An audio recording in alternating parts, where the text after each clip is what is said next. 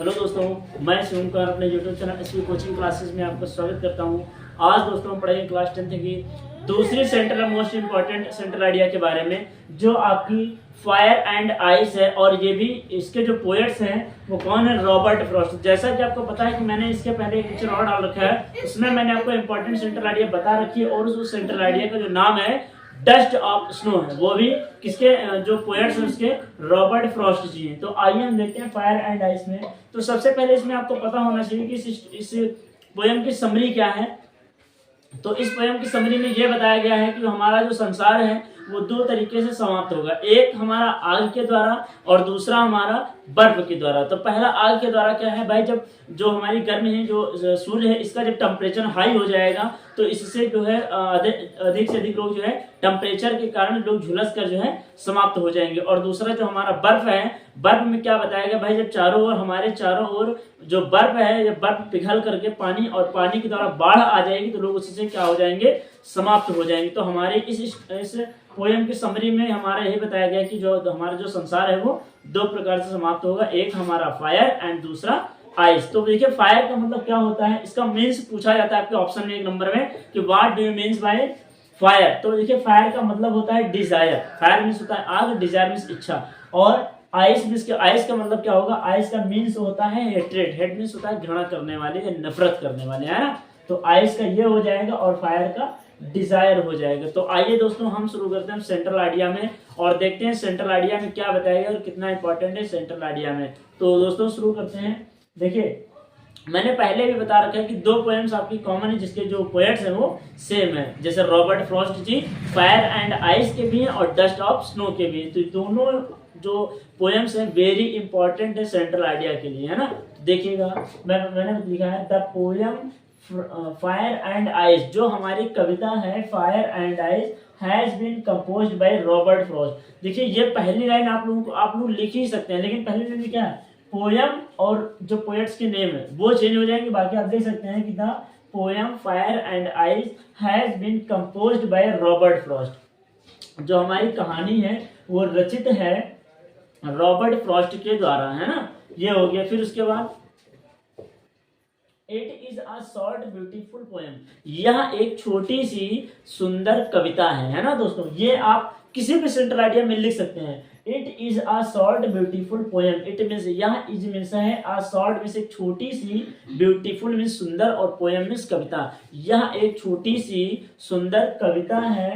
The poet has tried means जो कवि है, हैज ट्राइड वह कोशिश कर रहा है to bring differences between the fire and ice में जो पोएट है वो बताने की कोशिश कर रहा है किसके बारे में, डिफरेंसेस मीन्स अलग अलग, बिटवीन के बीच में, या मीन्स अंतर बताने की कोशिश कर रहा है। तो क्या हो जाएगा, द पोएट हैज ट्राइड, जो कवि है कोशिश कर रहा है to bring differences, differences means अंतर बताने की, है ना, अंतर बताने की कोशिश कर रहा है बिटवीन मीन्स के बीच में, फायर एंड आइस आग और बर्फ के बीच में कवि जो है अंतर बताने की कोशिश कर रहा है। फिर देखिए विच रिप्रेजेंट, विच मीन्स जो कि, रिप्रेजेंट मीन्स बताता है, two different kinds of people, है, विच मीन्स जो कि डिफरेंट, विच मीन्स जो कि रिप्रेजेंट मीन्स बताते हैं या दिखाते हैं, two different kinds of people, दो अलग अलग प्रकार के लोगों को, है ना, दो अलग अलग प्रकार के लोगों के बारे में क्या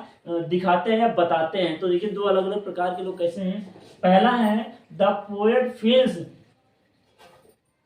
सॉरी यहाँ से है आपका according to the poet, according to the poet means कवि के अनुसार, अकॉर्डिंग मीन्स के अनुसार, द पोएट मीन्स कवि, कवि के अनुसार, द वर्ल्ड में जो संसार है, द वर्ल्ड में जो संसार है, कैन पेरिस, कैन मीन्स हो सकता है, पेरिस में समाप्त, कवि के अनुसार जो संसार है वो समाप्त हो सकता है बाय फायर आग के द्वारा, एंड और देन बाय आइस और फिर बर्फ के द्वारा। तो हमारा जो अभी मैंने बताया आप लोगों को, जो संसार है हमारा दो तरीके से समाप्त हो सकता है, पहला फायर और दूसरा आइस। तो वही कवि ने लिखा है कि कवि कह रहा है अकॉर्डिंग टू द पोएट, कवि के अनुसार जो वह संसार है, वर्ल्ड है, कैन पेरिस वो समाप्त हो सकता है by fire and then by ice, पहले आग के द्वारा या फिर बर्फ के द्वारा, फिर और हो जाए उसके बाद बर्फ या आग के द्वारा। द पोएट फील्स, पोएट में जो कवि है फील्स महसूस कर रहा है, दैट मीन्स की द आइस जो बर्फ है ऑफ हेट्रेड मीन्स नफरत, मीन्स जो नफरत की जो बर्फ है या बर्फ की नफरत है is as powerful, is means है एज मीन्स उतनी, पहले वाले एज का मतलब होता है उतनी, उतनी शक्तिशाली है as the fire of desire, जितनी की आग की ज्वाला या आग की ज्वाला उतनी ही, आग की ज्वाला उतनी ही शक्तिशाली है जितनी की बर्फ की नफरत, ये बताया गया है इसमें। तो मैंने बताया है ना कि भाई आपको ये जानकारी होनी चाहिए कि फायर का मतलब क्या होता है डिजायर और आइस का मतलब होता है हेट्रेड। तो ये आप जरूर से जरूर पढ़िएगा क्योंकि एक नंबर में आपके ऑप्शन में पूछ सकता है कि what do you mean by fire and what do you mean by ice, ये आपको पता होना चाहिए। फिर उसके बाद दोस्तों हम देखते हैं क्या है हमारा, तो मैंने उसके बाद लिखा है तो मीन्स आग की ज्वाला उतनी ही शक्तिशाली है जितनी की बर्फ की नफरत। तो यही है, मतलब जितना लोग घृणा करते हैं है ना, लोगों की इच्छाएं बढ़ती जाती हैं, तो लोगों की इच्छाएं कभी समाप्त नहीं होती हैं, लोगों की घृणा कभी खत्म नहीं होती, तो संसार एक दूसरे में लड़ मर के इसी तो आपकी दुनिया जो संसार है वो खत्म हो जाता है, तुलना करके बताया गया है।